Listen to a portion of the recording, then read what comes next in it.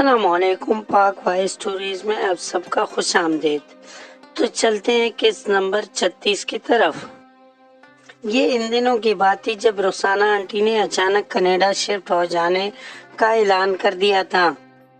شوہر اور اپنی بیٹی چن کے پردیس میں تھے، سو وہ تنہائیوں سے گھبرا کر کینیڈا چلی گئی تھی۔ ان کی انیکسی میں ابھی تک کیف رہائش پذیر تھا۔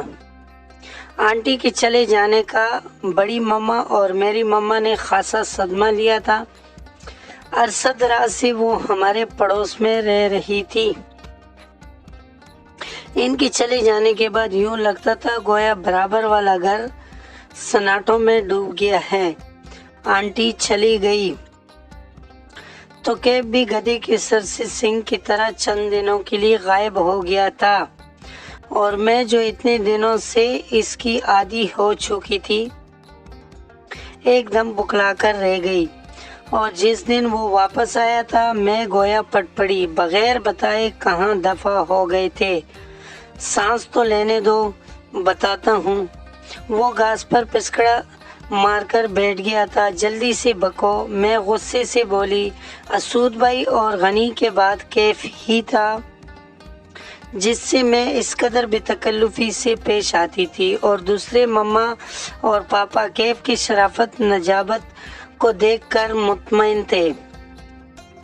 انہوں نے کبھی مجھے کیف سے ملنے اور گپ شپ سے نہیں روکا تھا، اور ویسے بھی ہم کون سا ہر وقت ملنے کے لیے بےتاب رہتے تھے۔ زیادہ تر پارک میں ہی ملاقات ہوتی تھی۔ وہ پارک میں بچوں کے ساتھ والی بال کھیلتا تھا، اور میں مما کے 1000 مرتبہ مجبور کرنے پر 4-5 راؤنڈ لینے کے لیے نکل آتی تھی۔ جب تک میں راؤنڈ لیتی تھی اتنی دیر تک وہ والی بال کھیلتا رہتا تھا۔ جو ہی میں تک ہار کر بینچ پر بیٹھ جاتی وہ والی بال پھینک کر بھاگ آتا تھا۔ یوسما ہے نا میری، وہ اس کا برتھ ڈے تھا۔ وہ پسینہ صاف کرتا ہوا بولا۔ یوسما اس کی وہ تھی، یعنی دوست، منگیتر یا پھر بیوی۔ اس نے کبھی وہ کی وضاحت نہیں کی تھی، میں نے بھی کبھی وضاحت طلب نہیں کی تھی۔ دراصل مجھے خریدنے کی کبھی بھی عادت نہیں رہی تھی، اور نہ ہی میرا کیف کے ساتھ ایسا کوئی ریلیشن تھا جو میں یوسما کے بارے میں کانش رہتی۔ وہ مجھے خاصا ہمدرد، مخلص اور سادہ مزاج لگا تھا، اور ان دنوں تو میری مما کے کہنے پر وہ مجھے اکنامکس اور انگلش بڑی دل جمی کے ساتھ پڑھا رہا تھا، اور میں وثوق کے ساتھ یہ بات کہہ سکتی تھی کہ کیف سے اچھا کوئی آج تک مجھے پڑھا پایا تھا اور نہ ہی کچھ سمجھا پایا۔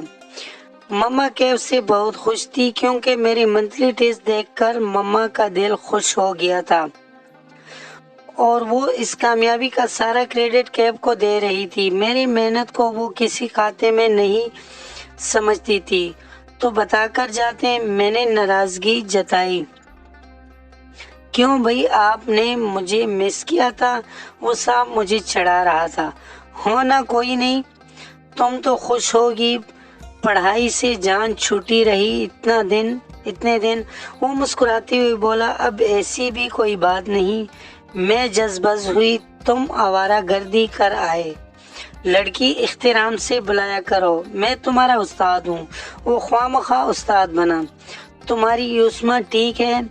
میں نے جان کر اسے چھیڑا۔ ایک دم ٹھیک ہے، فرسٹ کلاس۔ وہ دور سے آئے آئس کریم والے کو آتا دیکھ کر اٹھ گیا تھا۔ اور تم؟ میں تمہارے سامنے ہوں۔ وہ 2 آئس کریم لے آیا تھا۔ بڑے فریش لگ رہے ہو۔ میں نے اپنا فیورٹ فلیور نہ دے کر منہ بنا لیا۔ یہ کیا ہے؟ Ice cream? مگر مجھے مینگو فلیور پسند نہیں۔ میں نے ناک چڑھائی۔ تو نہ کہو، مجھے دے دو۔ وہ اطمینان سے بولا تھا، تم سے ایک بات کرنا تھی صاحب۔ کافی دیر سوچنے کے بعد وہ بہت سنجیدگی سے بولا تھا۔ میں کچھ چونک گئی۔ کیا؟ وہ دراصل میری مما آنا چاہتی ہے۔ بالآخر اس نے کہہ ہی دیا تھا تو آ جائے، اس میں سوچ بچار کرنے والی کیا بات ہے۔ میں اس کی بات کا مفہوم نہیں سمجھی تھی۔ دراصل مجھے بات تو کیا لہجے سمجھنا اور چہرے پڑھنا بھی نہیں آتا تھا۔ میرا مطلب ہے ایک خاص مقصد کے لیے آئیں گی۔ وہ سر جھکائے گھاس کے تنکے نوچ رہا تھا۔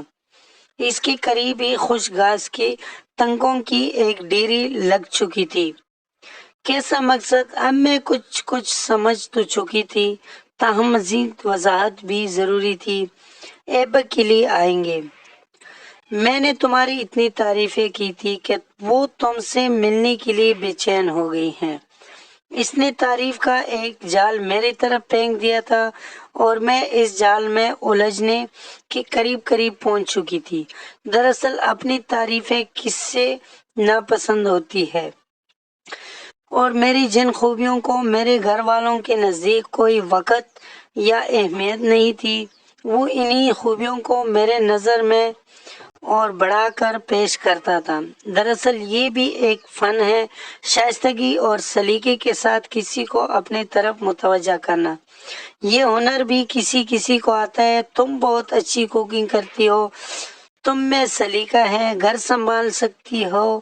ماما کہتی ہے ایک لڑکی کو ہر فن میں طاق ہونا چاہیے، اور وہ عورت ہی کیا جو گھرداری کے قریب سے واقف نہ ہو۔ وہ اپنے مخصوص دھیمے اور پراسرار لہجے میں کہہ رہا تھا، اور اس کی باتوں سے، اس کے لہجے کی تاثیر سے کوئی بھی عقل و فہم والا بندہ قائل ہو سکتا تھا، جبکہ میں تو پھر ایک احمق اور بدحوش سی لڑکی تھی۔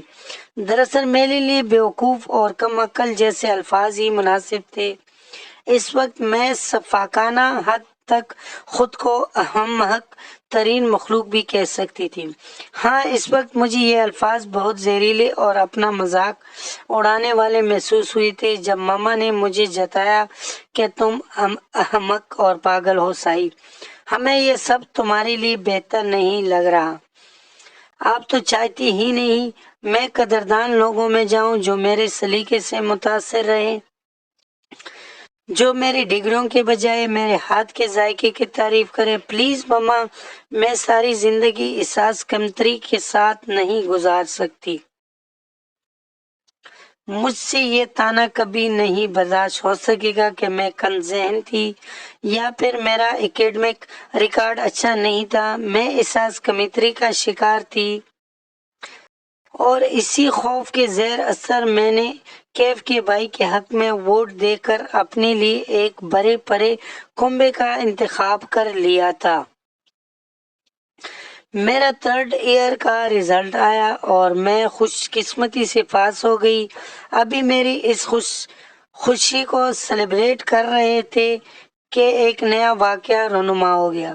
امید ہے آپ لوگوں کو یہ اسٹوری کا قصہ پسند آیا ہوگا۔ اگر پسند آئے تو ویڈیو کو لائک کر لیں، کمنٹ میں اپنے رائے کا اظہار ضرور کر لینا، اور چینل کو سبسکرائب کر لیں، بیل نوٹیفیکیشن کو آن کر لیں تاکہ ہمارا آنے والا کیس آپ کو بآسانی پہنچ سکے۔ اگلے کیس میں پھر انشاءاللہ ملاقات ہوگی۔ اللہ حافظ۔